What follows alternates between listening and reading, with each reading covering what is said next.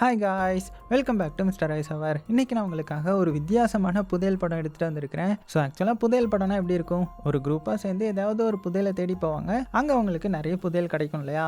ஆனால் இந்த படத்தை பார்த்தீங்கன்னா கொஞ்சம் புதையலையும் தாண்டி வித்தியாசமான ஏதோ ஒன்றுலாம் கிடைக்குது.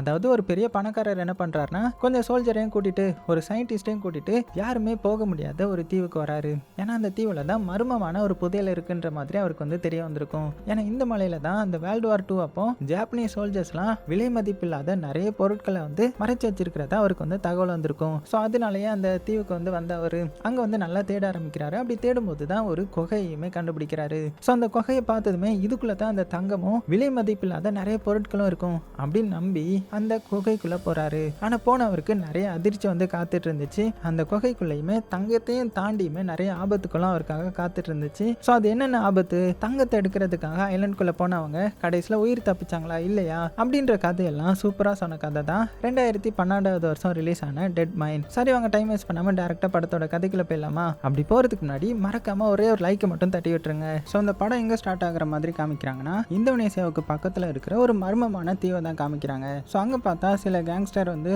பயங்கர ஹாப்பியா செலிப்ரேட் பண்ணிட்டு இருக்காங்க. ஏன்னா அவங்க வந்து காட்டுக்குள்ள தேடும் போது அவங்களுக்கு இந்த பழங்காலத்து பொருட்கள்லாம் கிடைச்சிருச்சு போல. ஸோ சாதாரண பொருட்கள்லாம் கிடையாது, பல நூறு வருடங்களுக்கு பழமையான பொருட்கள். அதாவது பிளாக் மார்க்கெட்ல இதை வித்தா கோடிக்கணக்கில் பணம் கிடைக்கும் போல. அதனால எல்லாருமே பார்த்தீங்கன்னா நம்ம செட்டில் ஆயிட்டோம் அப்படின்னு பயங்கர சந்தோஷமா அப்படியே குடிச்சு என்ஜாய் பண்ணிட்டு இருக்காங்க. அந்த நேரத்தில் அவங்கள ஒருத்த மட்டும் சைடில் அப்படியே கொஞ்சம் தூரம் நடந்து போயிட்டு வரலான்ற மாதிரி நடந்து போறான். அப்படி போயிட்டு இருக்கும்போது திடீர்னு அவனுடைய காலுக்கு பக்கத்தில் ஒரு வித்தியாசமான பொருள் கிடக்குது. ஸோ அதை பார்த்ததுமே அவனுக்கு ரொம்பவே கன்ஃபியூஸ் ஆயிடுது. ஏன்னா அது வந்து ஒரு இரும்பு மாஸ்க் மாதிரி இருக்குது. ஸோ இந்த காலத்தில் யாருமே யூஸ் பண்ணாத மாதிரியான ஏதோ ஒரு டிசைன் மாதிரி இருக்கு. இது எப்படி இங்கே வந்துச்சு?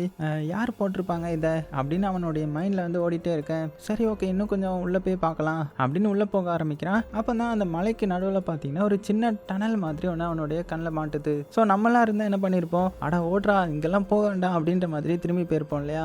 ஆனால் பேராசை மட்டும் வந்துருச்சுன்னா மைண்டுக்குள்ளே என்ன வேணாலுமே ஓடும் இல்லையா? ஸோ இங்கேயும் வேணா பார்த்தீங்கன்னா உள்ள இன்னுமே நிறைய வேல்யூபிளான பொருட்கள் இருக்கலாம். அதெல்லாம் எனக்கே கிடைச்சிதுன்னா நான் இன்னும் பெரிய கோடீஸ்வரன் ஆயிடுவேன் அப்படின்னு சொல்லிட்டு இதை பார்த்து அவனுடைய ஃப்ரெண்ட்ஸ் கிட்ட கூட சொல்லாமல் தனியாக அந்த குகைக்குள்ளே நுழையிறான். ஆனால் உள்ளே போனால் அடுத்த செகண்டே பார்த்தீங்கன்னா அப்படியே மிரண்டு போயிடுறான். அதாவது வெளியில இருந்து பார்க்கும்போது அது ஒரு சின்ன குகை மாதிரி தானே இருந்துச்சு. ஆனா உள்ள பாத்தீங்கன்னா அது பெரிய ஒரு அண்டர் கிரவுண்ட் ஸ்ட்ரக்சரே இருக்குது. சுத்தியுமே பெரிய பெரிய சாம்பர்ஸ், மனுஷங்க கட்டின மாதிரியான சுவர்கள். பார்க்க இது வந்து இயற்கையா உருவாகலன்றது மட்டும் எனக்கு நல்லாவே புரியுது. ஆனா அவனுக்கு தெரியாத ஒரு விஷயம் என்னன்னா தவறான இடத்துக்கு வந்துட்டான் இல்லையா? ஸோ அடுத்த நொடியே அவன் யோசித்துக்கிட்டே அவனுடைய அடுத்த அடியை முன்னாடி வைக்க அவ்வளவுதான் கீழே இருந்து அந்த இடம் வந்து உடைய ஆரம்பிக்குது. ஐயோன்ற மாதிரி கத்த. ஸோ கால் ஃபுல்லுமே கீழே போக ஆரம்பிக்குது. அதாவது இன்னொரு சாம்பர் இருக்கிற மாதிரி தெரியுது. ஸோ கத்துறான், காப்பாத்துங்கன்ற மாதிரி. ஆனால் அவனுடைய சவுண்ட் வந்து யாருக்குமே கேட்கல. ஏன்னா தனியாக தானே வந்தான் பேராசையில். அதனால கடைசி அந்த இருட்டுக்குள்ளே விழுந்துட்டான். ஸோ எல்லாமே பிளாக்காக இருக்குது. அவனுக்கு என்னாச்சு? அவன் உயிரோடு இருக்கானா? அந்த குகைக்குள்ளே என்ன இருக்குது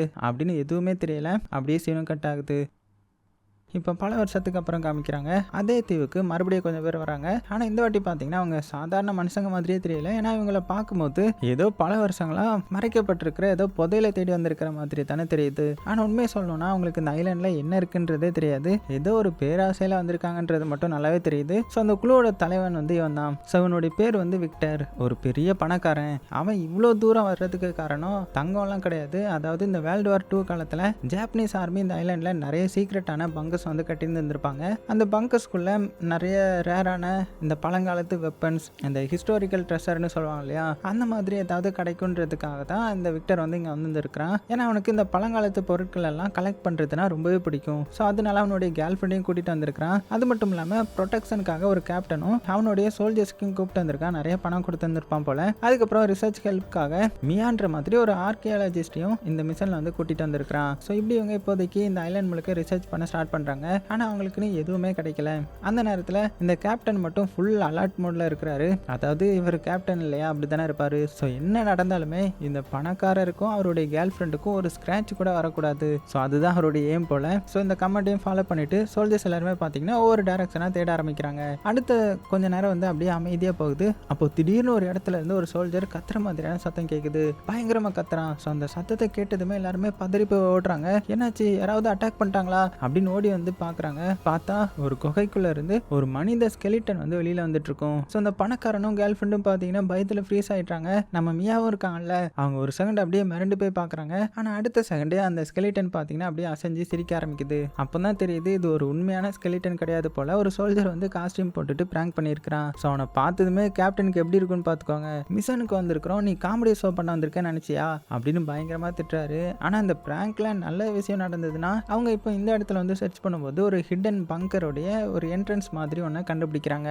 ஸோ அதை பார்த்த உடனே இந்த பணக்காரனுடைய கண்ணை பார்க்கணுமே அப்படியே பிரகாசிக்க ஆரம்பிக்குது. இதுதான் நான் தேடிட்டு இருந்த இடம் அப்படின்னு ரொம்பவே எக்ஸைட் ஆகுறான். ஸோ அடுத்தது உடனே மியாவை பார்த்து நீ உள்ள போய் ரிசர்ச் பண்ணு, இதுக்குள்ள ஏதாவது வேல்யூபிளான பொருட்கள் இருக்கலாம் அப்படின்னதும். ஆனால் நம்ம மியாவுக்கு பார்த்தீங்கன்னா இந்த இடத்த பார்த்தாலே பயமா இருக்குது. ஏன்னா பல வருடங்களா யாருமே உள்ள போகாத மாதிரி இருக்குது. அதனால நம்ம பணக்காரன் வந்து ஒரு முடிவு எடுக்கிறான். கேப்டனையும் அந்த சோல்ஜரையும் வெளியில நிக்க சொல்லிட்டு நான் வந்து இந்த மியா கூட உள்ள வரேன் அப்படின்னு சொல்ல. ஸோ ரெண்டு பேரும் அடுத்தது பார்த்தீங்கன்னா பங்கருக்குள்ள நுழையிறாங்க. உள்ள போன உடனே அங்க இருந்த பழைய பொருட்கள், அதுக்கப்புறம் அந்த சவுத்துல இருந்த மார்க்கிங்ஸ் அப்படின்னு எல்லாத்தையுமே ஆராய ஆரம்பிக்கிறாங்க. அந்த நேரத்தில் அந்த வெளியில வந்து கேப்டனும் சோல்ஜரும் இருந்திருப்பாங்க இல்லையா, அவங்களுக்கு ஒரு டவுட், இந்த பணக்காரனுக்கு என்னாச்சு, இந்த ஒரே ஒரு பங்கருக்காக இவ்வளோ தூரம் வரணுமா, இவ்வளோ காசு செலவு பண்றான், உயிரை கூட ரிஸ்க் வச்சிருக்கிறான் அப்படின்னு பேசிட்டு இருக்கேன். அந்த நேரத்தில் பங்கருக்குள்ள அந்த பணக்காரனும் நம்ம மியாவும் பார்த்தீங்கன்னா ஒரு விஷயத்த கண்டுபிடிக்கிறாங்க. அதை பார்த்த உடனேயே ரெண்டு பேருடைய முகமும் மாறிடுது. ஏன்னா அங்க ரெண்டு சோல்ஜருடைய ஒரு டெட் பாடி ஒன்று கிடைக்கும். ஸோ உடல் முழுக்க அழிஞ்சி வெறும் ஸ்கெலிட்டன் மாதிரி தான் மாறி போயிருப்பாங்க. ஸோ அவங்களுடைய யூனிஃபார்ம்ல இருந்த பேட்ஜை பார்த்ததுமே ஒரு முக்கியமான விஷயம் மட்டும் கன்ஃபார்ம் பண்ணிட்டாங்க, இது சாதாரண மனிதர்களுடைய எலும்பு கூட கிடையாது, வேர்ல்டு வார் 2 காலத்தில் இருந்த ஜாப்பனீஸ் சோல்ஜருடைய எலும்பு கூடு. ஸோ இந்த மியாவும் பார்த்தீங்கன்னா சுற்றி இருந்த எல்லாத்தையுமே அப்சர்வ் பண்ணுறாங்க. அந்த செவுரு, பழைய மார்க்கிங்ஸ், அதுக்கப்புறம் அந்த ஸ்கெலிட்டன் எல்லாத்தையும் பார்த்ததுக்கப்புறம் மெதுவாக நம்ம பணக்காரனை பார்த்து நம்ம க்ளோஸில் வந்துட்டோம்னு நினைக்கிறேன் அப்படின்னதும் அவனுக்கு சந்தோஷத்தை பாருங்க. அப்படியா, அப்படின்னா நான் வந்து ட்ரெஷர் பக்கத்துலேயே இருக்கிறேன் அப்படின்னு கேட்கும்போது, ஆனால் நம்ம மியா வந்து அதுக்கு மேலே எதுவும் எக்ஸ்பிளைன் பண்ணலை. ஏதோ ஒரு விஷயம் மட்டும் அவளுடைய மனசுக்குள்ளே ஓடிட்டே இருக்கும், அதை வந்து மறைச்சிட்டு இருக்கிற மாதிரி தான் நமக்கு தோணும். ஸோ இன்னும் கொஞ்சம் எக்ஸ்ப்ளோர் பண்ணணும் அப்படின்ற மாதிரி சொல்லிட்டு மட்டும் அவனை வந்து வெளியில் கூட்டிகிட்டு வரான். அதுக்கப்புறம் அவங்களுடைய ஜேர்னி வந்து ஸ்டார்ட் பண்ணுறாங்க.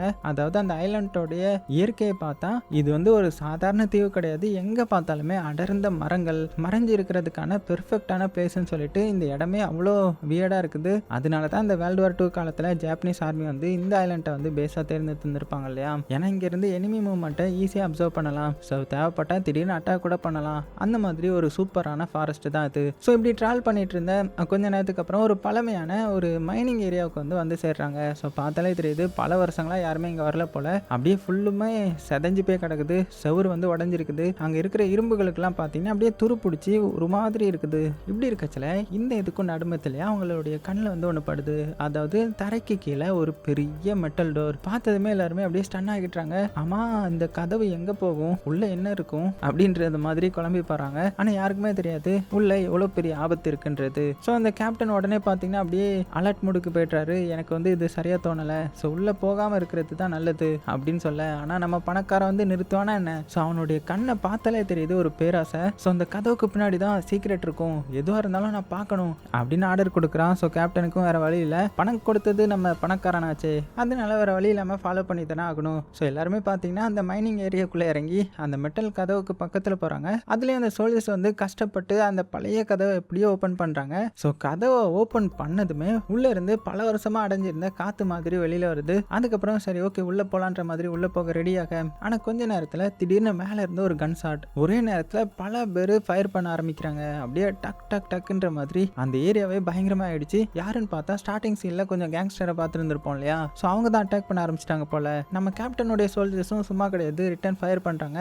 ஆனால் நம்ம கேப்டனுக்கு ஃபர்ஸ்ட் முக்கியம் என்னது, சண்டை போடுறது கிடையாது. இந்த பணக்காரனுடைய கேர்ள் ஃப்ரெண்டு, அதுக்கப்புறம் இந்த மியா, இவங்களை வந்து உயிரோட காப்பாற்றணும் இல்லையா. அதனால எல்லாருமே உள்ள தள்ளிட்டு போறாங்க. கிட்டத்தட்ட எல்லாருமே அந்த மைனிங் ஏரியாக்குள்ள நுழைஞ்சிட்டாங்க. அதே நேரத்தில் ஒரே ஒரு கேங்ஸ்டர் மட்டும் ஒரு கிரனேடை தூக்கி எறிஞ்சிட்டான். ஸோ அது கரெக்டாக என்ட்ரன்ஸ் பக்கமாக இல்லை. அடுத்த செகண்டே பயங்கரமாக சத்தம் கேட்டு வெடிக்குது. ஸோ முழு மைனிங் ஏரியாவும் அதிருது, கல்லெல்லாம் பறக்குது, தூசியெல்லாம் பரவுது. ஸோ அந்த கேப்டனுடைய சோல்ஜரும் பார்த்தீங்கன்னா மற்றவங்களை காப்பாற்ற முயற்சி பண்ணும்போது அதில் வந்து ஒருத்தன் சிக்கிக்கிறான். ஸோ கொஞ்சம் நொடியிலேயே மைனிங் ஏரியாவுடைய என்ட்ரன்ஸ் முழுக்கவே இடிஞ்சு விழுந்துருது. ஸோ வெளியில் போக இப்போ வழி கிடையாது, முழுசாக மூடிடுச்சு. ஸோ இப்போ இந்த பணக்காரன், மியா, கேப்டன், அதுக்கப்புறம் மற்ற சோல்ஜர்ஸ் எல்லாருமே இந்த மர்மமான அண்டர் கிரவுண்ட் ஏரியாவுக்குள்ள மாட்டிக்கிட்டாங்க இல்லையா. ஸோ கொஞ்ச நேரத்துக்கு அப்புறம் தான் எல்லாத்துக்கும் சுய நினைவே வருது. அப்படியே தூசி முழுக்க பரவி இருக்கும்ல, காதில் இன்னுமே அந்த குயின்ற மாதிரி சத்தம் கேட்குது. யாராவது உயிரோடு இருக்காங்களா அப்படின்னு ஒவ்வொருத்தரையா தேட ஆரம்பிக்கிறாங்க. அப்பதான் ஒரு உண்மை தெரிய வருது. அதாவது இந்த கேப்டனுடைய சோல்ஜர் ஒருத்தனுக்கு பயங்கர பயங்கரமாக அடிபட்டு உயிருக்கு வந்து போராடிட்டு இருக்கிறான். ஸோ அவனை பார்த்த கேப்டனுக்கு உள்ளுக்குள்ளே வந்து ரொம்பவே கஷ்டமாயிடுது.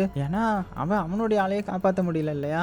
அதே நேரத்தில் எல்லாருமே ஒரே கேள்வியை கேட்க ஆரம்பிக்கிறாங்க. அந்த கேங்ஸ்டர் நம்மளுடைய லொக்கேஷனை எப்படி கண்டுபிடிச்சாங்க, நம்ம மேலே ஏன் அட்டாக் பண்ணாங்க அப்படின்னு மாற்றி மாற்றி கொஸ்டின் கேட்டுக்க. ஸோ கொஞ்ச நேரம் அப்படியே அமைதியாக போகுது. கடைசியில் வந்து நம்ம பணக்காரன் வந்து ஒரு பெரிய உண்மையை சொல்ல முடிவு எடுக்கிறான். பல வருஷத்துக்கு முன்னாடி என்னுடைய அப்பாவும் இந்த ஐலாண்டுக்கு வந்திருக்கிறாரு. அவருடைய நம்பிக்கை என்னன்னா இந்த ஐலாண்டில் அளவு கடந்த கோல்டும் ட்ரெஷரும் மறைச்சு வச்சிருக்காங்கன்றது தான். ஆனால் இன்னைக்கு வரைக்குமே யாராலையுமே அதை கண்டுபிடிக்க முடியல அப்படின்னு சொல்றாரு. ஆக்சுவலாக இந்த விஷயம் வந்து நம்ம மியாவுக்கும் இந்த பணக்காரனுக்கு மட்டும்தான் தெரியும். அதனால தான் அவங்க இவ்வளோ தூரம் உயிரை வந்து ரிஸ்க் எடுத்துட்டு வந்திருக்காங்க.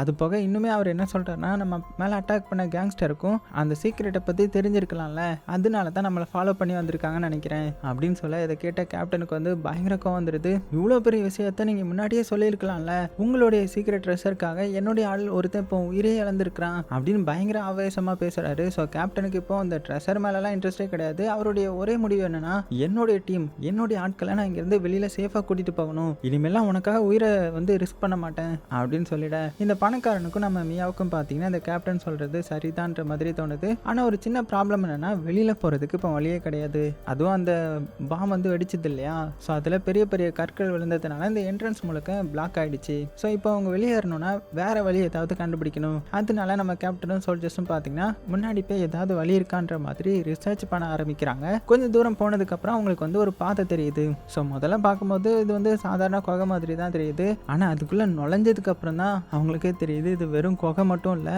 இது வந்து ஒரு பெரிய ஒரு அண்டர் கிரவுண்ட் பங்கர். ஸோ எவ்வளோ பெருசுனா இது வந்து ஒரு ரகசிய ராணுவ தளம் மாதிரி. இதை பார்த்த நம்ம பணக்காரனுக்கும் மியாவுக்கும் அப்படியே கண்ணெல்லாம் பெருசாயிருது. இவ்வளோ பெரிய ஸ்ட்ரக்சரா, இது யாரால கட்டப்பட்டிருக்கும், எதுக்காக கட்டப்பட்டிருக்கும் அப்படின்னு ஒன்றுமே புரியல. ஸோ கேப்டன் வந்து அப்படியே முன்னாடி மெல்ல மெல்ல நடந்து போக மற்ற எல்லாருமே பின்னாடி வந்து பயத்தோடையே ஃபாலோ பண்ணுறாங்க. கொஞ்ச நேரம் கழிச்சு அவங்க வந்து ஒரு பெரிய இந்த மரப்பாலம் மாதிரி இருக்கும்ல, ஸோ அதுக்கு பக்கத்தில் வந்துட்டாங்க. ஸோ அந்த பிரிட்ஜை பார்க்கும்போதே தெரியுது இது எப்போ ஆனால் உடஞ்சி விழுந்துரும் போல. ஆனால் அதுக்கு மேலே கால் வச்ச உடனே ஒரு விசித்திரமான விஷயம் நடக்குது. என்னன்னா திடீர்னு பல வருடங்களா அணைஞ்சிருந்த லைட்ஸ் வந்து அப்படியே ஒன்றுக்கொன்னா பின்னாடி வந்து ஆன் ஆக ஆரம்பிக்குது. முழு பங்கரும் இப்போ பலவாரம் வெளிச்சமாயிடுது. ஸோ இதை பார்த்து எல்லாருமே ஷாக் ஆக்குறாங்க. இது எப்படி பாசிபிள் அப்படின்ற மாதிரி மிரண்டு போகிறாங்க. நம்ம கேப்டன் வந்து கையை தூக்கி எல்லாருமே நில்லுங்க அப்படின்னதும் கேர்ஃபுல், இன்னும் இங்கே வேற யாராவது இருக்கலாம் அப்படின்னு அலர்ட் பண்ணுறான். அப்போ தான் அவங்களை சுற்றி ஒரு விஷயத்தை கவனிக்கிறாங்க. அந்த சுவர் முழுக்க பெரிய பெரிய ஜாப்பனீஸ் மிலிட்ரியோடைய ஃபிளாக், அதுவும் வேர்ல்டு வார் 2 காலத்தில் இருந்த ஃபிளாக்ஸ். ஸோ அதை பார்த்த கேப்டனுக்கு வந்து ஒரு விஷயம் மட்டும் ஒன்றுமே புரியல. பல வருடங்களுக்கு முன்னாடி கைப்பட்ட இடம்னு சொல்கிறீங்க, அப்புறம் எப்படி இந்த லைட்லாம் இன்னுமே ஆன் ஆகுது? ஒருவேளை ஜென்ரேட்டர் இருக்குன்னா இவ்வளோ வருஷம் அது எப்படி நல்லா இருக்கும் அப்படின்னா யாரோ அடிக்கடி இந்த இடத்துக்கு வராங்க அப்படின்ற மாதிரி ஒரு விஷயத்தை வந்து யோசிக்க. ஸோ உடனே அலர்ட் ஆகி எல்லாருமே கேர்ஃபுல்லாக இருங்க, யாரோ நம்மளை வாட்ச் பண்ணிட்டு இருக்கலாம் அப்படின்னு சொல்லிட்டு அவங்க மெதுவாக அந்த மரப்பாலத்தை வந்து கிராஸ் பண்ணுறாங்க. ஸோ ஒவ்வொரு அடியும் பயமாக இருக்குது. பயங்கர டென்ஷனோட மெல்ல மெல்ல அந்த பிரிட்ஜையும் தாண்டிடுறாங்க.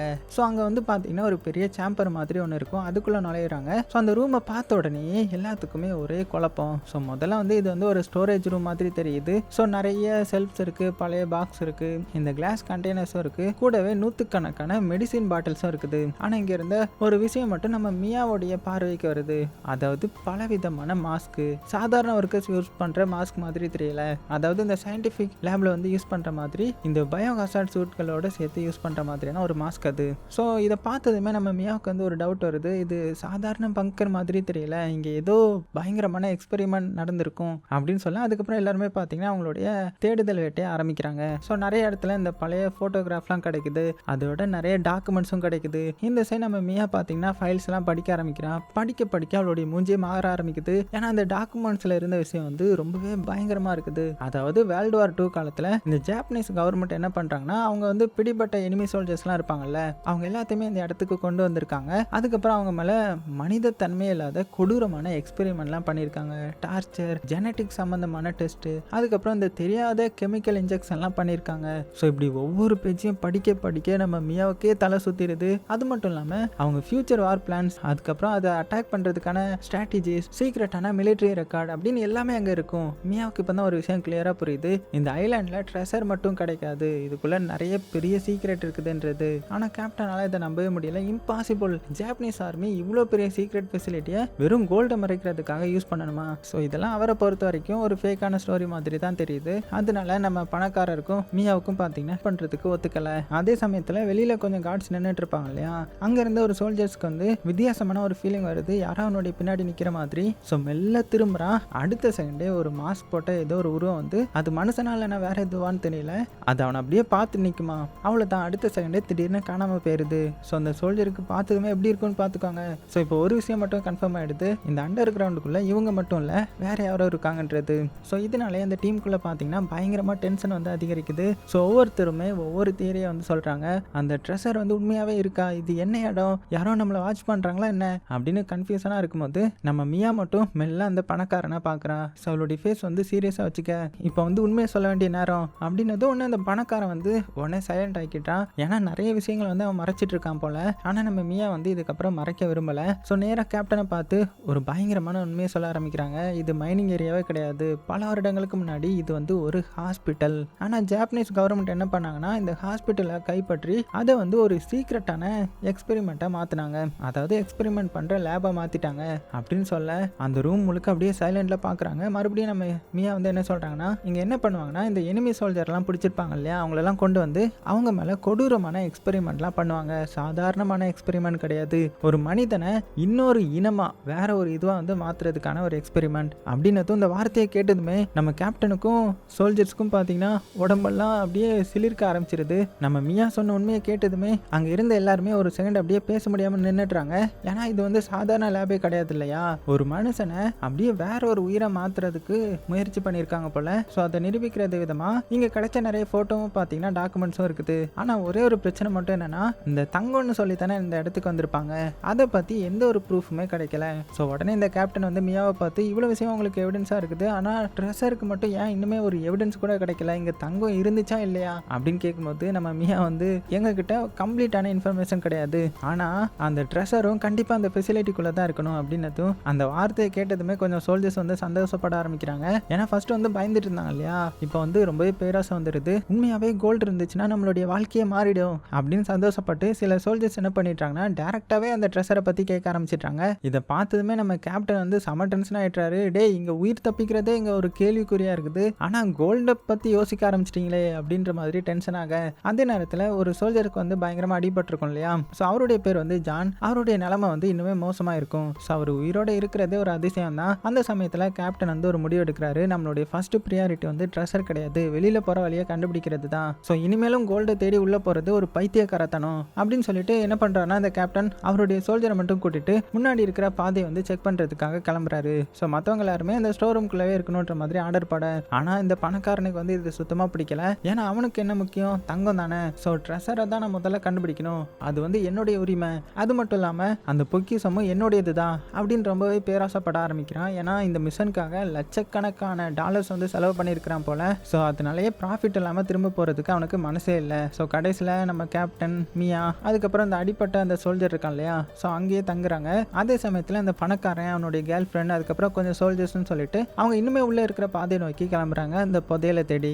அதே நேரத்தில் ஸ்டோர் ரூமில் வந்து நம்ம அடிப்பட்ட சோல்ஜர் பக்கத்தில் உட்கார்ந்து இருந்த நம்ம கேப்டன் வந்து மியா கிட்ட மனசை விட்டு பேச ஆரம்பிக்கிறாரு. நான் எப்போதுமே ஒரு நல்ல மனுஷனே கிடையாது, ஆர்மியில் இருந்த காலத்தில் கூட நான் ரொம்பவே செல்ஃபிஷாக இருந்தேன், என்னை பற்றி மட்டும்தான் நான் யோசிப்பேன், பல போர்களில் சண்டை போட்டிருக்கேன் தான், பல பேரை கொண்டிருக்கேன் தான், ஆனால் ஒரு கட்டத்துக்கு அப்புறம் இதெல்லாம் போதுன்ற மாதிரி எனக்கு தோணுச்சு. அதுக்கப்புறம் நான் யாருடைய உயிரையுமே எடுக்கலை, இந்த மாதிரி பாடி கார்டாக தான் எல்லாத்துக்கும் இருந்திருக்கிறேன் அப்படின்னு சொல்ல. ஸோ மியாவும் பார்த்தீங்கன்னா அமைதியாக கேட்டுட்டு இருக்காங்க. ஸோ அவருடைய மனசில் இருந்த காயத்தை வந்து இவளால் புரிஞ்சிக்க முடியுது. அதே நேரத்தில் இந்த சைடு இந்த ஃபெசிலிட்டியில் இன்னொரு பக்கம் காமிச்சா அந்த பணக்காரன் அதுக்கப்புறம் அவனுக்கு கூட கொஞ்சம் சோல்ஜர்ஸ் போயிருப்பாங்கல்ல, அவங்க வந்து இன்னுமே உள்ளே போயிட்டு இருக்காங்க. கொஞ்ச நேரத்துக்கு அப்புறம் ஒரு வித்தியாசமான ஒரு இடத்துக்கு வந்துடுறாங்க. ஸோ கீழே பார்க்கும்போது பெரிய பெரிய இரும்பு கம்பிகளாக இருக்குது, அதுவும் அந்த பிரிசன்லாம் இருக்கும்ல அந்த சிறைச்சாலை மாதிரி இருக்க. இப்படி இருக்க இந்த பணக்காரனுடைய பார்வை மட்டும் திடீர்னு ஒரு பொருள் மேலேயே போகுது. ஸோ அதாவது கீழே வந்து இந்த தூசி படிஞ்ச நிலைமையில ஒரு பழைய ஹெல்மெட் கிடக்கும். ஸோ அதை பார்த்த உடனே இந்த பணக்காரனுக்கு இன்னுமே பேராசை ஆயிடுது. ஏன்னா அந்த ஹெல்மெட் வந்து ஒரு சாதாரண ஹெல்மெட் மாதிரி தெரியல,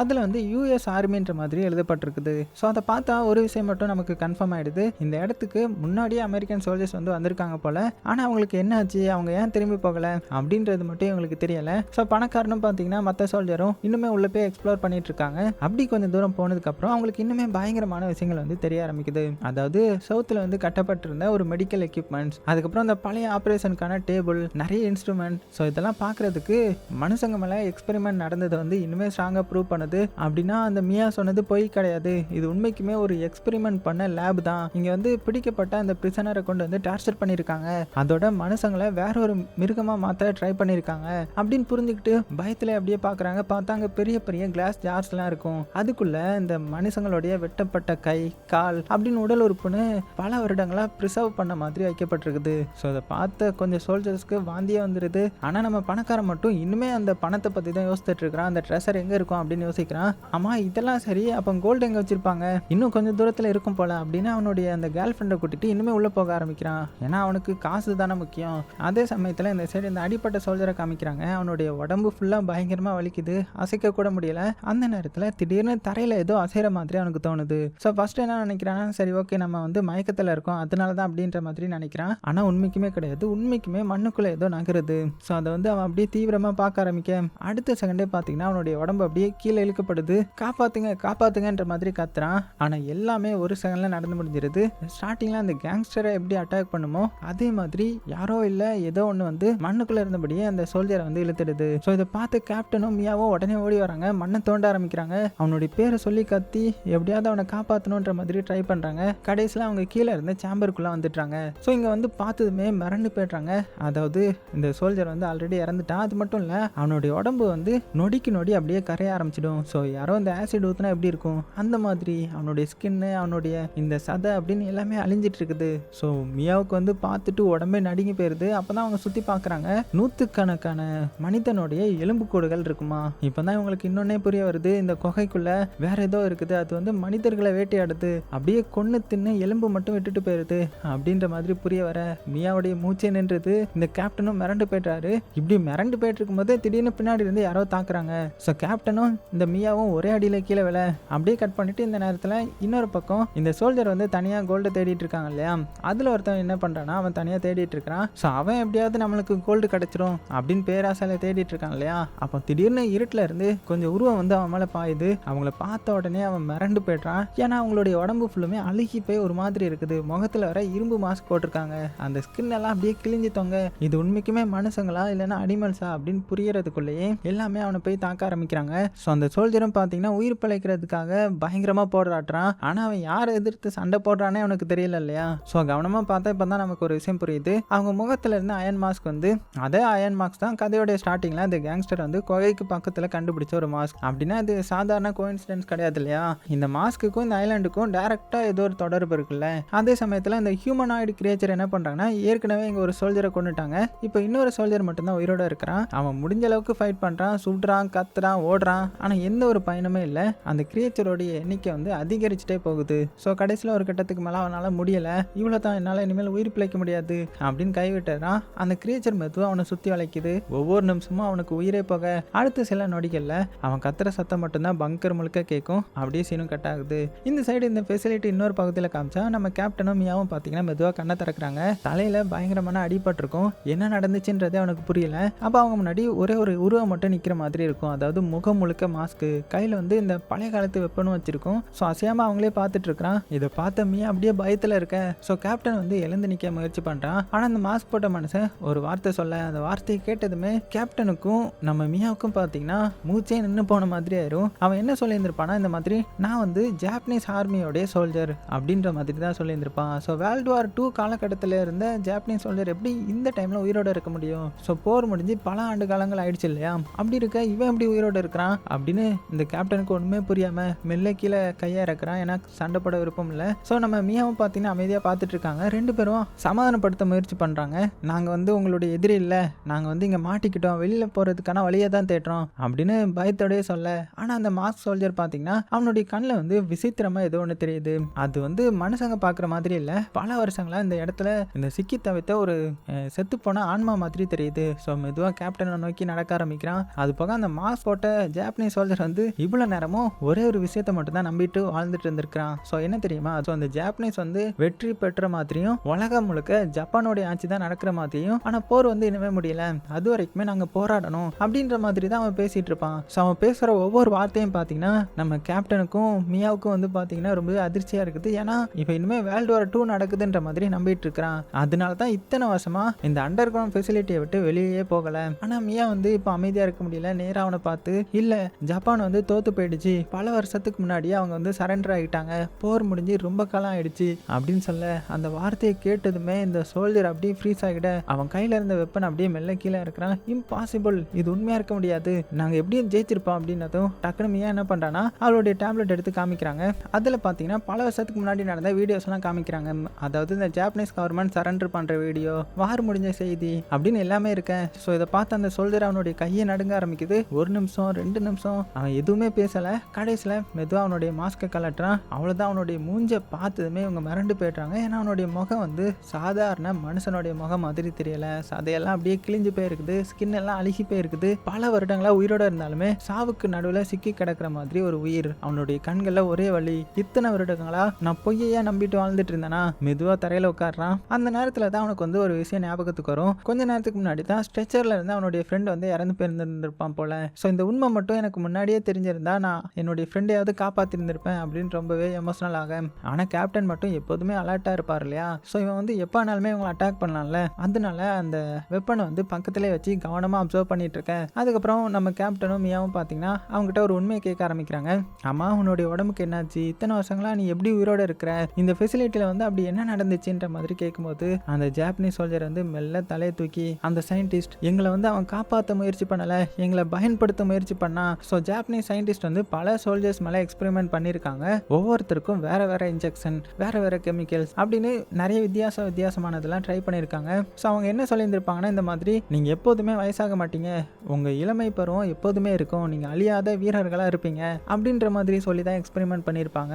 ஆனால் இப்போ என்ன இருக்கும், இந்த மாதிரி கொடூரமாக மாறிட்டாங்க இல்லையா? அது போக இவங்களை எக்ஸ்பெரிமெண்ட் பண்ணும்போது வெளியில் போகிறதுக்கான எல்லா ரூட்டையும் மூடிட்டாங்க போல. வெளியில் போகிற வழி அவங்களுக்கு மட்டும்தான் தெரியும். ஸோ இந்த சோல்ஜர்ஸை இந்த மாதிரி ஃபெசிலிட்டிக்குள்ளே அடைச்சி வச்சு தொடர்ந்து எக்ஸ்பெரிமெண்ட் பண்ண ஆரம்பிச்சிருந்திருக்காங்க. ஏன்னா அவங்களுடைய கனவு வந்து ஒரு சாதாரண ஆர்மி கிடையாது, இம்மார்டல் ஆர்மி, சாகாத வீரர்கள், செத்து போனாலுமே மறுபடியும் உயிரோட வர்ற வீரர்கள். ஸோ ஜப்பானுக்காக எப்போதுமே போராடிட்டு இருக்கிற ஒரு உயிர் இருக்கிற ஒரு செத்து போன மாதிரி ஒரு சடலம் தான். அதை தான் அந்த சயின்டிஸ்ட் வந்து உருவாக்க நினைச்சது. ஸோ இதெல்லாம் நினச்சி பார்த்து சொல்லிட்டு அந்த சோல்ஜர் பார்த்தீங்கன்னா கண்களில் கண்ணீரோட வருத்தத்தோட, நாங்கள் சோல்ஜர்ஸ் கிடையாது, அவங்களுடைய பரிசோதனை எலிகளாக இருந்திருக்கிறோம் அப்படின்னு இப்போ ஒரு ரகசியத்தை சொல்ல ஆரம்பிக்கிறான். அதாவது ஃபர்ஸ்ட் எக்ஸிட் வந்து ஆல்ரெடி மூடி இருக்கும் இல்லையா?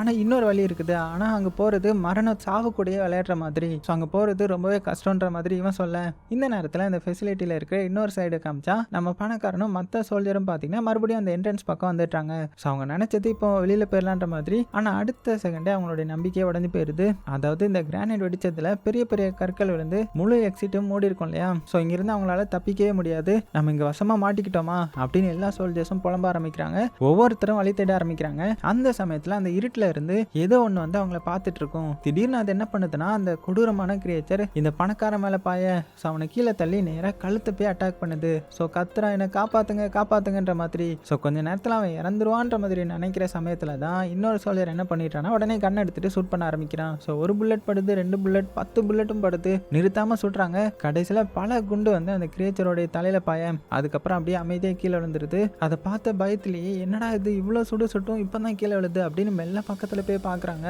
பார்த்தா தான் தெரியுது அது சாதாரணமான கிரியேச்சர் கிடையாது. உடம்பு ஃபுல்லும் அழுகி போயிருக்கிற, அதுவும் இந்த ஸ்கின் எல்லாம் ரொம்பவே அப்படியே கரைஞ்சி போய் இன்னுமே உயிரோட இருக்கிற, அதுவும் அதோடைய தலையில சில சிம்பிள்ஸ்லாம் இருக்குது, ஒரு அடையாள எண் மாதிரி இருக்குது, அதோடைய வயசும் எழுதப்பட்டிருக்குது. ஸோ இதை பார்த்ததுமே அந்த மியா பொண்ணு சொன்னதெல்லாம் கனெக்ட் பண்ண ஆரம்பிக்கிறாங்க. அந்த இன்ஜெக்ஷன், அந்த இம்மார்டல் சோல்ஜர் எக்ஸ்பெரிமெண்ட், ஸோ இது எல்லாமே உண்மைதான். ஸோ சயின்டிஸ்ட் வந்து மனுஷங்களை காப்பாற்ற முயற்சி பண்ணல, மனிதர்களை இந்த அரக்கர்களா மாற்ற வந்து முயற்சி பண்ணியிருக்காங்க அப்படின்னு புரிஞ்சுக்கிறாங்க. அதே சமயத்தில் இந்த சைடு நம்ம மியா, அந்த கேப்டன், அதுக்கப்புறம் இன்னொரு ஜாப்பனீஸ் சோல்ஜர் இருக்கான் இல்லையா? ஸோ 3 பேரும் வழியை கண்டுபிடிச்சிடுறாங்க. ஸோ இதுதான் வெளியில போறதுக்கான வழியா இருக்கலாம் அப்படின்னு சொல்ல உடனே அவங்கள வந்து ஃபாலோ பண்ண சொல்ல, ஸோ 3 பேரும் அந்த இருண்ட பாதையை நோக்கி நடக்க ஆரம்பிக்க, அதே நேரத்தில் இந்த சைடு இந்த பணக்காரனும் பார்த்தீங்கன்னா அவனுடைய ஆட்களும் இன்னுமே ஆழமா உள்ள போயிட்டு இருக்காங்க. கொஞ்ச நேரத்துக்கு அப்புறம் அவங்க இன்னொரு சேம்பருக்குள்ள வந்துட்டாங்க. அப்படி உள்ள வந்ததுமே எதையோ பார்த்து ரொம்பவே பயப்படுறாங்க. என்னன்னு பார்த்தா நடுவில் ஒரு பயங்கரமான ஒரு கிரியேச்சர் உட்கார்ந்துருக்கும். ஸோ இது வந்து மற்ற கிரியேச்சரை விட ரொம்பவே மோசமா இருக்குது. இன்னுமே அதிகமான எக்ஸ்பெரிமெண்ட், இன்னுமே அதிகமான மியூட்டேஷன், சுத்தியுமே பார்த்தீங்கன்னா லேப்ல உள்ள எக்யூப்மெண்ட்,